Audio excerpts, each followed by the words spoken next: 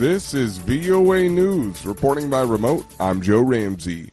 Polish President Andrzej Duda has traveled to Kiev to support Ukraine's goal of European Union membership. Duda became the first foreign leader to address Ukraine's parliament since Russia invaded nearly 3 months ago. Lawmakers applauded Duda, who thanked them for the honor of speaking in a place where, quote, the heart of a free, independent, and democratic Ukraine beats.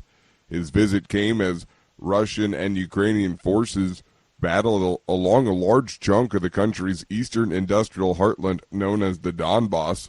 The Russian military launched airstrikes and missile attacks in the region, seeking to expand the territory Moscow-backed separatists have held since 2014. U.S. President Joe Biden arrived Sunday in Japan for the second leg of an Asian trip, underlying U.S. commitment to the region, but overshadowed by concern that North Korea will test a nuclear weapon after ignoring Washington's attempted outreach. Biden, making his first trip to Asia as president, flew from South Korea to Tokyo, where he'll meet with Japan's Prime Minister and Emperor on Monday, as well as an unveiling of a U.S.-led multilateral trade initiative.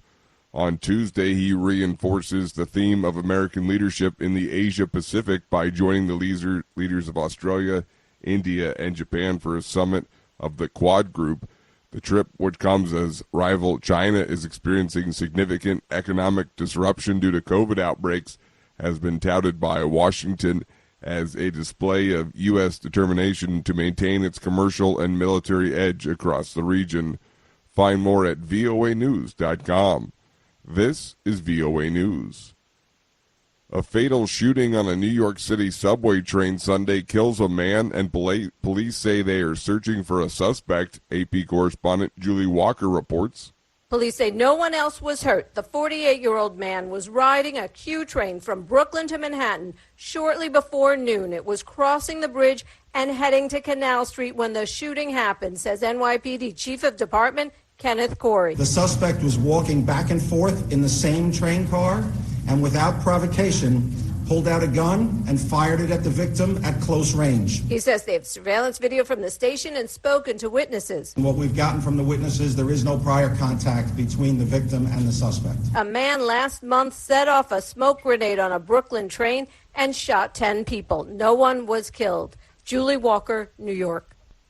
A military cargo plane carrying the first shipment of infant formula from Europe to help address a critical shortage in the United States landed on Sunday, and the White House said a second flight has been arranged. A February 17th recall by top baby formula maker Abbott Laboratories and the closing of its manufacturing plant during an investigation by the U.S. Food and Drug Administration has created one of the biggest infant formula shortages in recent history for U.S. families. President Joe Biden's administration is seeking to stock empty shelves with 1.5 million containers of Nestle special infant formulas. Biden last week invoked the Cold War-era Defense Production Act to help increase supplies. The White House said on Sunday a second flight carrying formula would leave from Ramstein Air Force Base in the coming days. Scientists who have monitored the monkeypox virus in Western Africa are baffled by its recent spread around the world.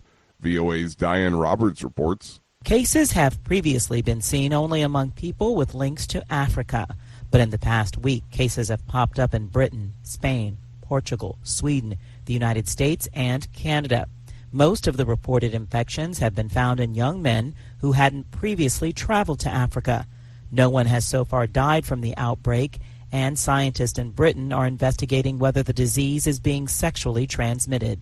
I'm Diane Roberts for VOA News. Recapping our top story, Polish President Andrzej Duda has traveled to Kiev to support Ukraine's goal of European Union membership.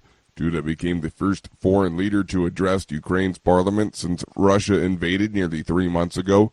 Lawmakers applauded Duda, who thanked them for the honor of speaking in a place where, quote, the heart of a free, independent, and democratic Ukraine beats. Follow us on the VOA mobile app. Reporting by remote, I'm Joe Ramsey.